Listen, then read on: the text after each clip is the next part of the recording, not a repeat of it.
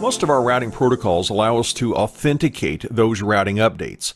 That way, somebody is not able to just introduce a rogue router into the network and form a neighborship. After all, many of our routing protocols can dynamically form neighbors. Well, that's to prevent somebody from just plugging in one of their routers into the network, forming a neighborship with an existing router, and maybe corrupting the routing tables, maybe routing traffic through their device where they can capture traffic. Routing protocol authentication can help us out with that, and there are two main categories of routing protocol authentication. There's plain text authentication, and there is hashing authentication. First, let's take a look at plain text authentication. With plain text authentication, we configure a password, or we call it a key, on our routers. Here, router R1, router R2, they each have a local key, and if they're matching, if they're a shared secret key, then we should be able to authenticate routing messages sent from one router to the other router. For example, let's say that router R1 is sending a routing update along with this local key, local to R1. It sends it over to R2. Well, R2 takes a look at that routing update along with the key, and it asks, do the keys match? If the keys do match, then the routing update is allowed. If the keys do not match, then the routing update is going to be discarded. But with plain text authentication, one of the challenges we have is that the password or the key is sent in clear text. This would allow, for example, an attacker to launch a man-in-the-middle attack. They plug in their laptop to a switch, and they might be able to convince R1 or the switch to send traffic going to R2 through their laptop, and that's going to allow this man-in-the-middle to see in clear text this key, this shared secret password. That would allow them to introduce a rogue router into the network, and since they know this key that's shared between R1 and R2, that rogue router could send a routing update along with that key that the attacker has learned to be authenticated and form a neighborship with one of these routers. So plain text authentication, while it prevents the accidental introduction of a router into a network that might form a neighborship with another router, it's not really strong security-wise. We'll see that hashing authentication is much more secure. But before we talk about hashing authentication, let's ask, what protocols support plain text authentication? Well, RIP version 2 supports plain text authentication, as well as OSPF version 2 and ISIS. But Cisco recommends, instead of using plain text authentication, we use hashing authentication. With hashing authentication, we have our routing update and our local key, but instead of sending that key, that password across the network in plain text, what we do is take the routing update along with the local key and run it through a hashing algorithm. And the result of a hashing algorithm is called a digest, or a hash digest. That's what we send across the network.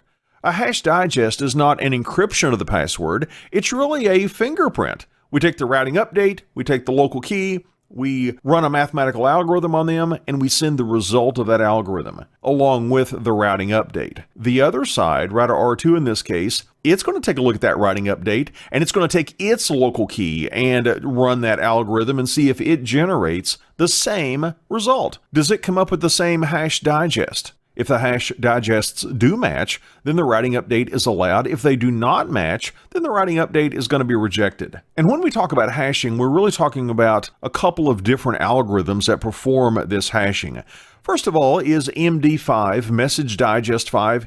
It's more widely supported than the other option, but it's not considered to be quite as secure. The other option is SHA, Secure Hash Algorithm. We normally think of SHA as being a bit more secure than MD5, but either one of these approaches is vastly superior to plain text authentication. Now let's take a look at the routing protocols that support MD5.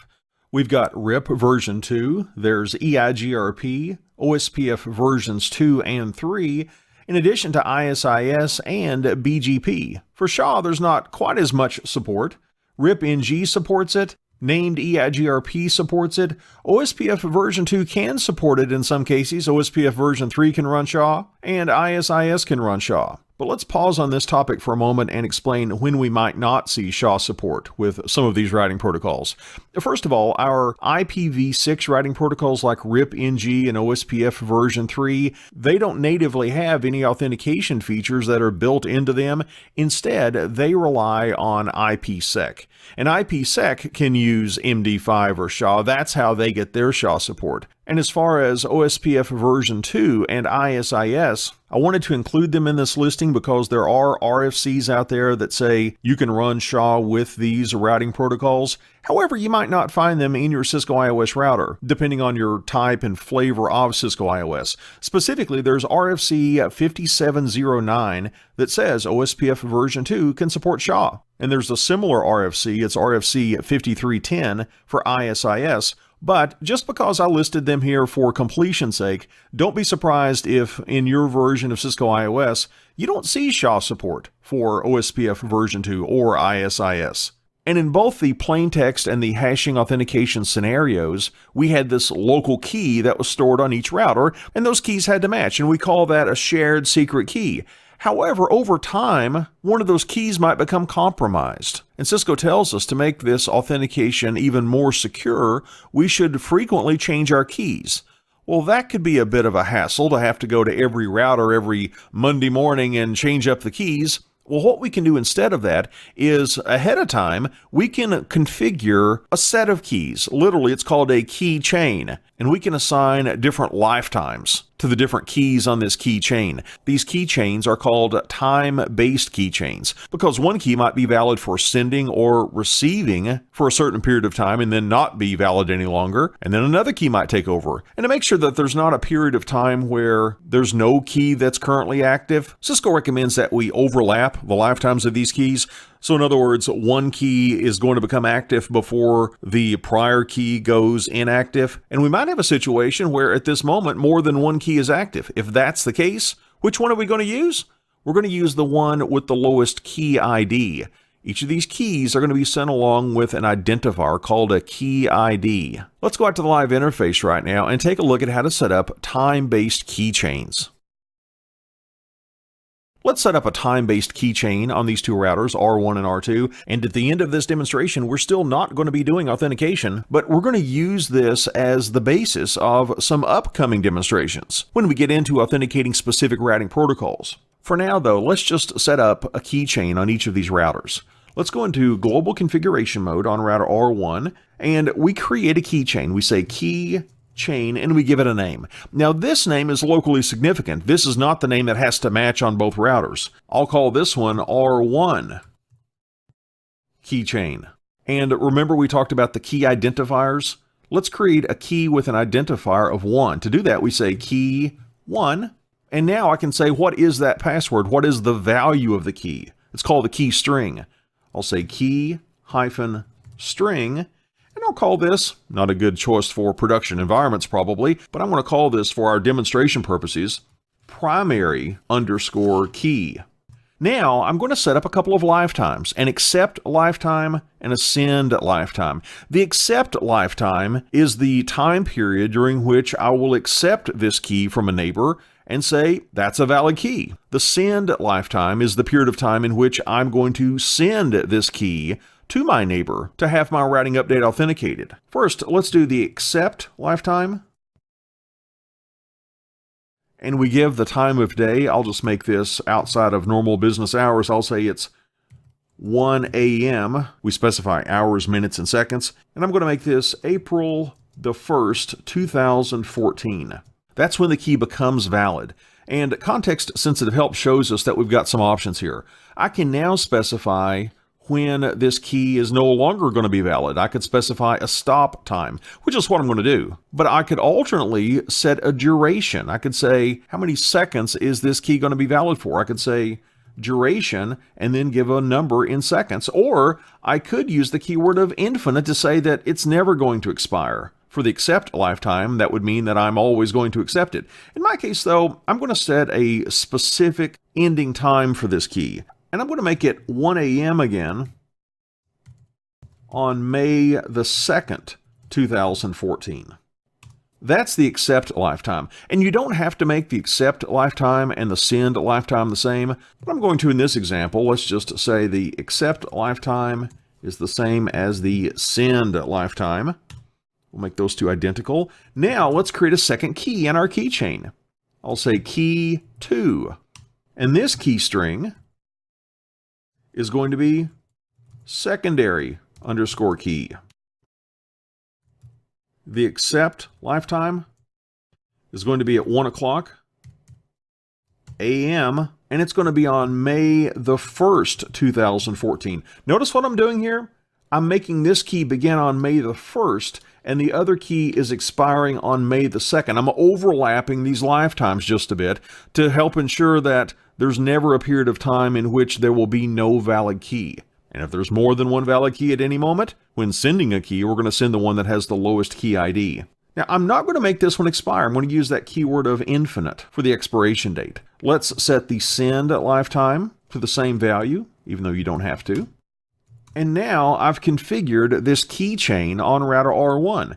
We can verify the configuration by doing a show keychain command. And you can see here are my two keys. I've got my key string of primary key and a key string of secondary key. And we can also see if a key is valid right now or not. Notice that key number 1 is telling us it's valid right now for both sending and receiving. Key number 2 is not yet valid, but when it does become valid, we see when it's going to begin and we see when it's going to end. Let's now go to router R2 and set up a mirror configuration. The big difference on R2 is that the name of the keychain, I'm not talking about the value, I'm not talking about the key string, but the actual name of the keychain, it can be something different on R2. It doesn't have to match. Let's go into global configuration mode, and on R2, we'll say that the keychain is named R2 keychain. And I'm going to create a key with an ID of 1, and we're going to give that a key string.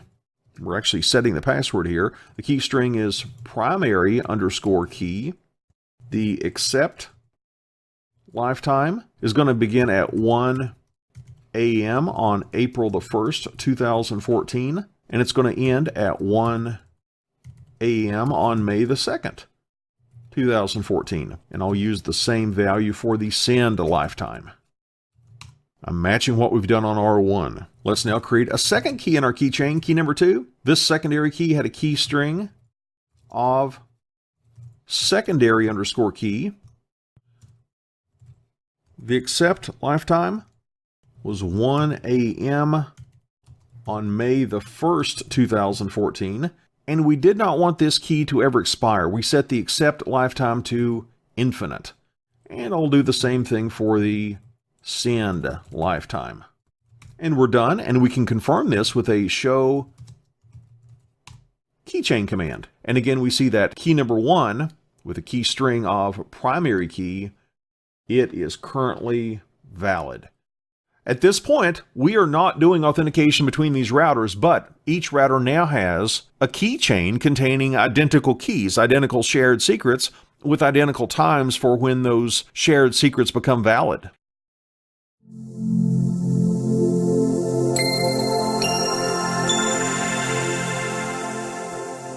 Let's take a look at how to configure authentication if we're using EIGRP for IP version 4 networks. We've got another video coming up that's going to show us how to do this with IP version 6 networks. But now, using the topology on screen, let's set things up such that R1 and R2 can authenticate the EIGRP messages coming from one another. Remember, the name of the keychain on R1 was R1 keychain, and the keychain on R2 was R2 keychain. We're going to use those. Let's remind ourselves what those keychains look like. Let's do a show run, and we'll scroll down, and here we see that keychain configuration, and we can see if we have a key active right now by doing a show keychain, and we see that key 1 is currently valid for both receiving and for sending. Let's use that. We're going to do our configuration not in router configuration mode. We're going to do it in interface configuration mode. The interface on which I want to do authentication is serial 1/0. So let's go into global configuration mode and then into interface serial 1/0. And let's specify the mode of authentication. We'll say IP authentication mode EIGRP. I'm going to specify the autonomous system next. It's a 1. And then the only option we have is Message Digest 5, MD5. Now, let's specify what keychain we want to use. Oh, by the way, as soon as I told this interface to do authentication, did you notice the message that appeared on the console? It looks like our neighbor is now down. It says that there was an authentication mode change, and our neighbor is now down. Hopefully, after we do the other side, we'll be all set again. But now, let's specify the keychain we want to use. I'll say IP authentication key-chain for EIGRP Autonomous System 1. The name on this router was R1. keychain, and we'll exit out. And let's just confirm that we did indeed lose our neighborship. Let's do a show IP EIGRP neighbors command, and we have no neighbors. Let's fix this by going over to R2 and giving sort of a mirrored configuration on router R2, and we can see the messages on R2 that appeared when we brought that neighborship down. On R2, we're going to be using the keychain of R2 keychain, and we're going to be going into interface serial 1/0, and let's specify the authentication mode with the command IP authentication mode EIGRP for autonomous system 1, and we're going to be using MD5. Now, let's specify the keychain we're going to use.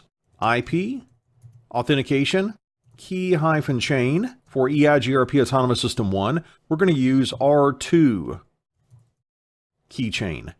And now in just a moment, this neighborship should come back up. Oh, and there it is. Notice that we have a new adjacency. Excellent. Let's confirm that. Let's do a show IP EIGRP neighbors command. And we do indeed have a neighborship with R1. Are we learning anything via EIGRP? Let's do a show IP route to see. Yes, we have. We've learned about the 172.16.1.0 network that's connected off of router R1's fast Ethernet 0/0 interface. So what we've done in this video is seen how to use our previously configured keychains to tell interfaces participating in an EIGRP autonomous system that they wanted to authenticate EIGRP messages coming from one another, and they were going to use their locally configured keychains to do that.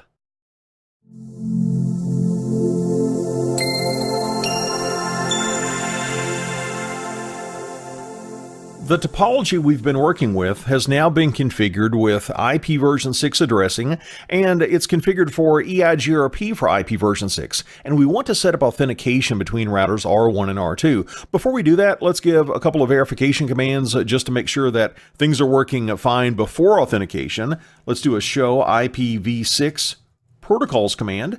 And we can see such things as the interfaces participating in EIGRP. We can see the autonomous system. We can confirm that we have a neighbor with the command show IPv6 EIGRP neighbors, and we do. That's router R2. We can also see that we've learned information via EIGRP for IP version 6 with a show IPv6 route command. And you see the D code that indicates information learned via EIGRP, and we've learned this network connected off of the fast Ethernet 0/0 interface on R2.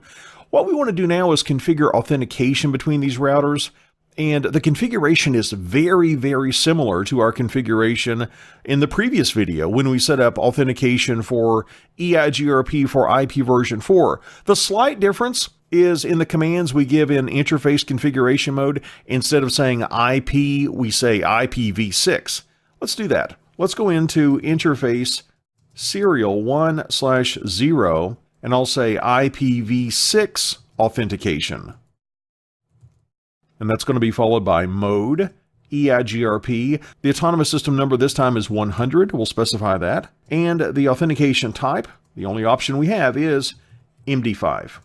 Let's now say which keychain we want to use, and we're going to use the keychain that we've been using in the prior two videos. Oh, and notice that our neighborship just went down when I enabled authentication on this interface. We'll fix that though. For now, let's specify this keychain. I'll say IPv6 authentication key-chain for EIGRP autonomous system 100. The keychain name is R1 keychain.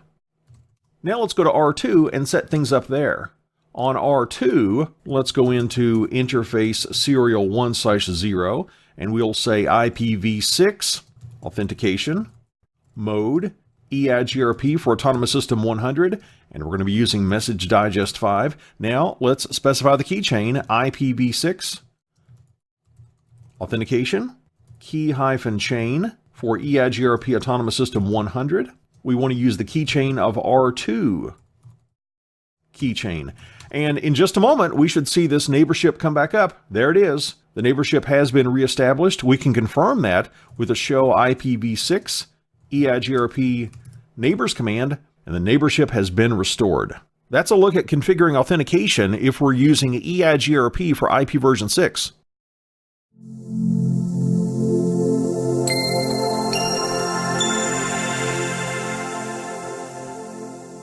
In this quick video, we want to see how we can configure authentication if we're using named EIGRP. We're still going to be able to use that same keychain that we've been using up till now, but we're going to do the configuration of the authentication by going into the address family interface configuration mode for serial 1/0 on each of these routers, R1 and R2. Let's begin on R1. On R1, let's go into the EIGRP virtual instance of auth_demo. And now let's go into address family configuration for Autonomous System 2. We'll say address-family, IPv4, unicast, and we're using Autonomous System number 2. Now let's go into the address family interface configuration for serial 1/0. We say AF-interface and give the interface identifier. It's serial 1/0. And now we can give our authentication commands. First, let's set the authentication mode. We'll say authentication mode. And if we use context-sensitive help, we're going to see that in addition to MD5, which was our only option in our prior two videos, we now have an option for SHA, Secure Hash Algorithm, which is considered to be a bit more secure. So we do have that option for named EIGRP authentication, but we did not for the traditional EIGRP configuration. So please be aware that that is an option, but we're going to set up MD5 as we've been doing. I'll say the authentication mode is MD5. And now we can reference that keychain that we have. And you notice the message that appeared on screen. I just lost my neighborship with R2 because I'm now saying that I want to do authentication. And I'll say my authentication keychain is R1 keychain. Now let's go give a similar configuration on router R2. On router R2, let's go into router EIGRP virtual instance auth_demo. And we'll go into address family IPv4 unicast, Autonomous System number 2, and address family interface serial 1/0. And again, we're going to give those two authentication commands. We'll say authentication mode is MD5, and the authentication keychain is R2 keychain. And in just a moment, our neighborship should come back up. Let's give it a couple of seconds and see if it reestablishes. There it is. It says we have a new adjacency, and the verification commands we could use if we're trying to do some troubleshooting. We could do a show keychain to check out the configuration of our keychain. We do have one that's valid, and we might want to go between our routers and do a show keychain here as well, just to make sure that the keys are matching up. If we're doing troubleshooting, that's one thing we could do first. We could also do a show IP EIGRP interfaces command, just to make sure that the interfaces we think are participating in EIGRP really are. And we can see if we have any neighbors with a show IP EIGRP neighbors command, and we do have a neighbor. So what we've done in this short video is we saw how to configure MD5 authentication, and we saw that SHA was also an option, but we did MD5 authentication by going into address family interface configuration mode for the interface on which we wanted to turn on authentication. We specified the mode, and we specified the keychain we wanted to use.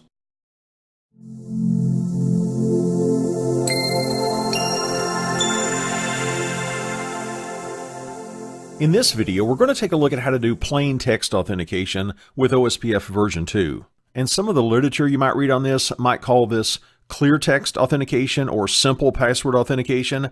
As some of those names suggest, we're sending the password, not a hash of the password, but we're sending the actual password in clear text across the network.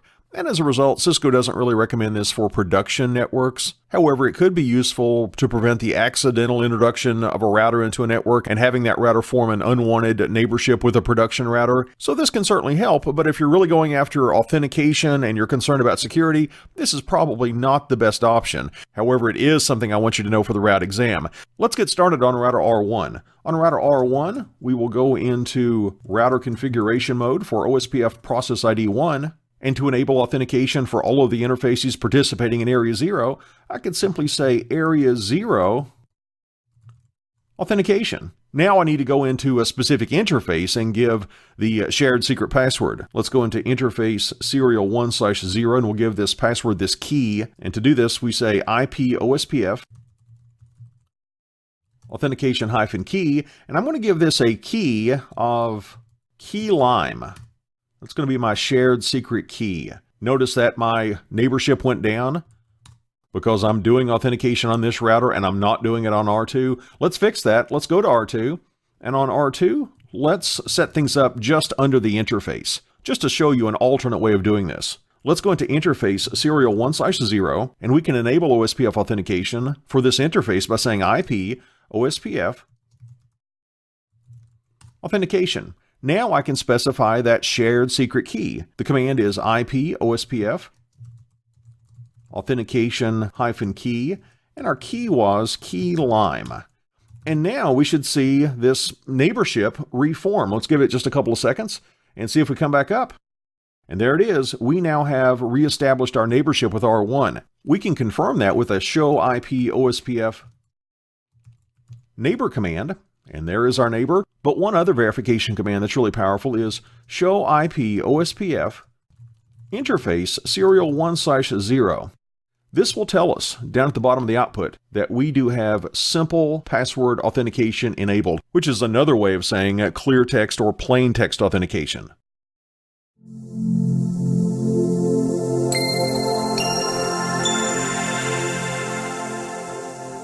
In this video, we're going to configure MD5 authentication for OSPF version 2. We configured MD5 authentication for EIGRP as well. However, with EIGRP, we were able to use a key chain, a collection of keys. We don't have that option with OSPF version 2. However, we can create more than one key. And if we want to get rid of an older key, what we can do is add on a new key to all of the router interfaces connected to the same subnet. We give each of those interfaces on all of those routers the new key, and then we can go delete the old key. And Cisco does a good job of making sure that this is not going to interrupt service. Because if I do have a couple of keys configured right now, my router is going to be able to send both keys to try to authenticate with a neighbor, and I will accept both keys if a neighbor is trying to authenticate with me. Then we can go in and delete the old key. And the reason we're able to delete the old key without messing things up is that this MD5 authentication wants to use the newest key. We'll see a verification command a little bit later in this video that will tell us what is the youngest key. And the youngest key doesn't have anything to do with the key ID. It's not the highest number or the lowest number. Literally, it's the youngest key. It's the key that's been configured for the shortest amount of time. In our example, we're just going to configure a single key, but I wanted you to understand how we could get rid of an older key and replace it with a newer key. When we configure MD5 authentication for OSPF version 2, it's somewhat similar to the plain text authentication we saw in the previous video. One difference is the key length. With plain text authentication, we had a maximum key length of 8 characters. Now we've got a maximum key length of 16 characters. However, something that's similar is that we can enable this authentication for an area. We do that in router configuration mode, or we can enable it on a specific interface on our router. And just so you can see how to do it each way, I'm going to configure router R1 on screen by going into router configuration mode and enabling OSPF authentication for area 0. All of the interfaces in this topology belong to area 0. And on R2, I'll go into an interface and enable authentication. On router R1, let's go into router configuration mode for OSPF process ID 1. And to enable authentication for area 0, we say area 0 authentication, and context-sensitive help shows us that message digest is the only option here. Notice that SHA is not an option, secure hash algorithm, not an option here, and I'm using Cisco iOS 15.2, which is what the route course is based on. However, you might run into some flavor or version of Cisco iOS that does support SHA for OSPF authentication. One of the RFCs for OSPF version 2 says that, yes, you can do SHA. So your results may vary depending on what version, what flavor of Cisco iOS that you happen to be running. In my case, I don't have an option, so I'm going to say message digest, and now I need to go into the interface. Let's go into interface serial 1/0, and let's specify the key that's going to be used for the authentication. I'll say IP OSPF message-digest-key, and now I can specify this key ID. Remember we said that we could have more than one key? Well, they're going to be identified by a key ID. And here's the big point. The key IDs do not have to match on neighboring routers. It's not that key 1 has to be a certain string on R1 and key 1 has to be that same string on R2. No, I could have a key 1 here and a key 3 there. As long as the strings match, then we're going to be okay. Oh, did you notice just now? Because I'm now requiring authentication, I lost my neighborship. And here I'll just use a message key of 1. And MD5, again, is my only option for hashing. I'll say MD5. And now I give the key. And I'm going to say the key is key lime. we've now configured MD5 authentication for OSPF version 2 on router R1. Let's go to router R2 and let's do everything from interface configuration mode. Let's go into interface serial 1/0, and we will enable OSPF authentication by saying IP OSPF authentication. And again, we're going to say message-digest. Next, we specify the key, just like we did before. IP OSPF message-digest-key. I'll give another key ID of 1, but it could be something else. And I'm going to use MD5, that's my only option. And my key string is going to be key lime. And after entering this, let's see if our neighborship comes back up. We saw it went down earlier when we required authentication. Yes, indeed, check it out. It says we just went from loading to full. We can verify this with a show IP OSPF neighbor command. There's our neighbor, that's R1. But the main verification command I wanted to show you was this. It's show IP OSPF interface, followed by the interface identifier for the interface that's doing the authentication, serial 1/0 here on R2.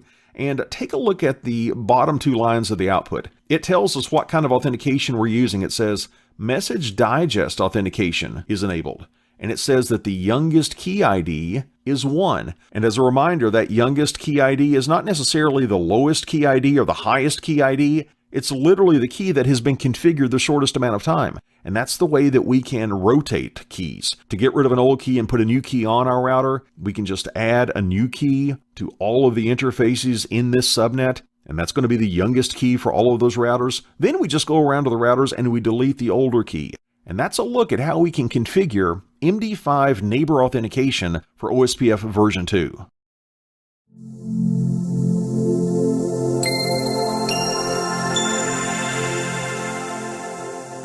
We've taken a look at some different ways that we can configure authentication for OSPF version 2, and based on what we saw with OSPF version 2, we might guess that OSPF version 3 has all of these really cool authentication features built into it. Interestingly, it doesn't have any. However, what OSPF version 3 does for authentication is rely on IPsec, which is a common technology used for VPNs. IPsec can do the authentication for OSPF version 3.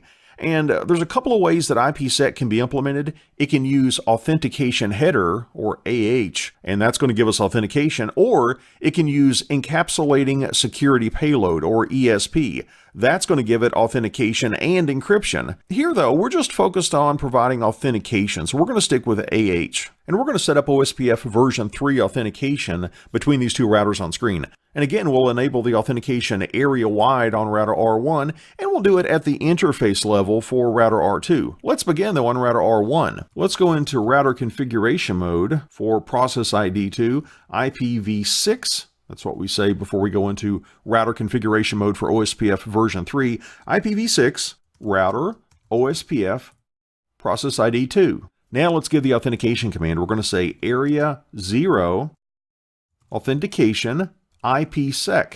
And we also have to specify an identifier. This identifier is called a Security Policy Index, or an SPI. And context-sensitive help shows us the valid values for an SPI.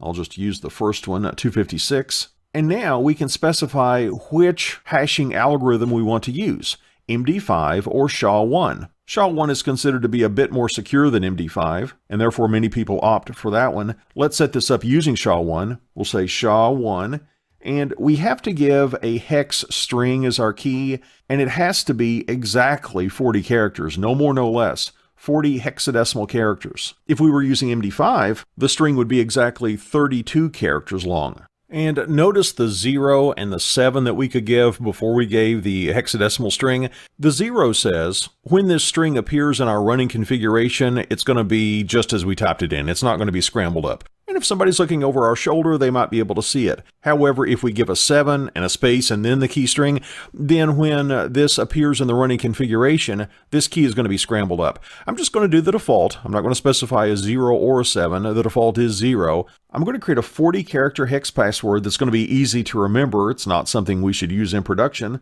Just for simplicity in this demonstration, I'm going to say 0, 1, 2, 3, 4, 5, 6, 7, 8, 9, and then I'm going to do that 3 more times. 0, 1, 2, 3, 4, 5, 6, 7, 8, 9, 0, 1, 2, 3, 4, 5, 6, 7, 8, 9, 0, 1, 2, 3, 4, 5, 6, 7, 8, 9. Now I should have 40 characters in this key. And let's press enter.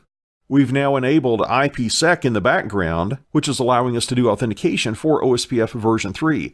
Now, let's go to router R2 and set it up there at the interface level.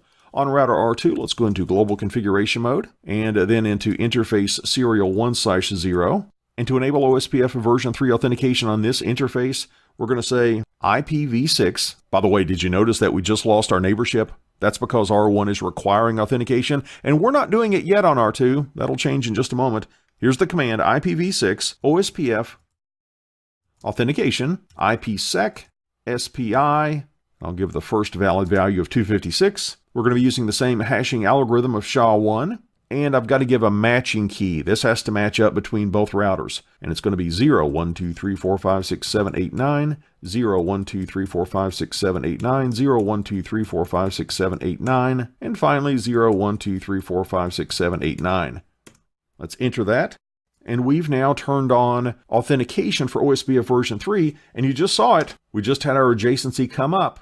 We can verify that with a show IPv6 OSPF neighbor command. There's our neighbor, R1. But if we want to verify the authentication configuration, because we're using IPsec, we're going to say show crypto IPsec SA for security association. Then we specify the interface and the interface identifier. We'll say interface serial 1/0. And we can see information about this IPsec configuration that's been set up for us in the background that's authenticating our OSPF version 3 messages. One thing I would point out here is the transform sets that are being referred to. It says AH SHA HMAC. The AH tells us that we're using authentication header as opposed to encapsulating security payload. So we're not doing encryption, we're just doing authentication. SHA is the encryption algorithm, and HMAC stands for hash-based message authentication code, and that's used in constructing the hash value. And what we've done in this video is to see how to set up authentication for OSPF version 3, which has no native built-in authentication features. Instead, it relies on the very powerful authentication features of IPsec.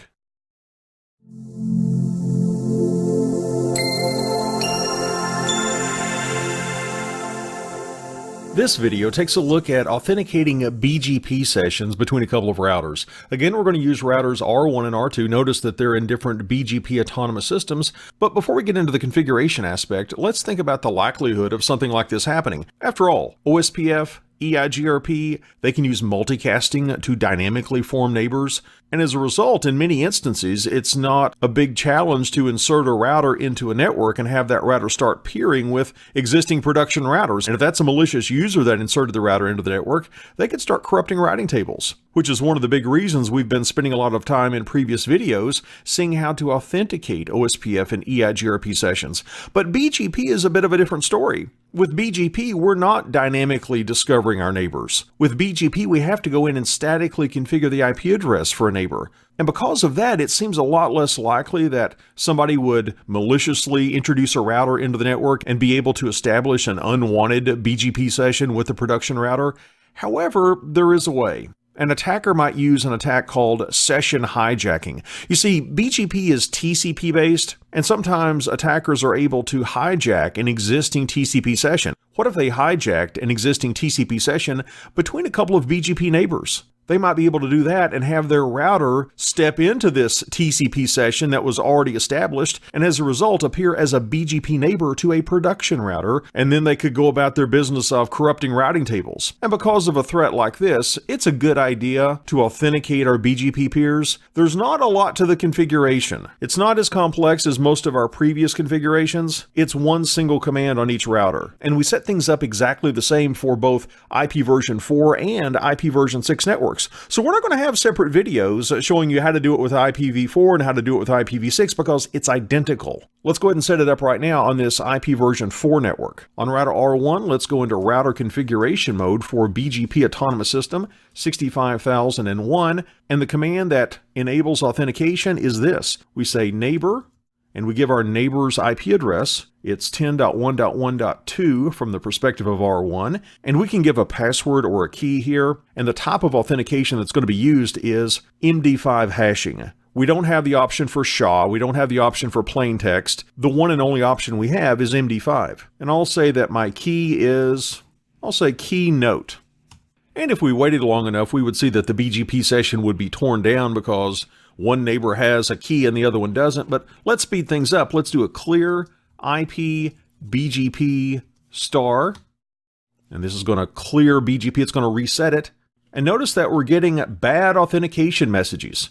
It says no MD5 digest exists from the other side. Let's fix that. Let's go to router R2 and let's set up an authentication key.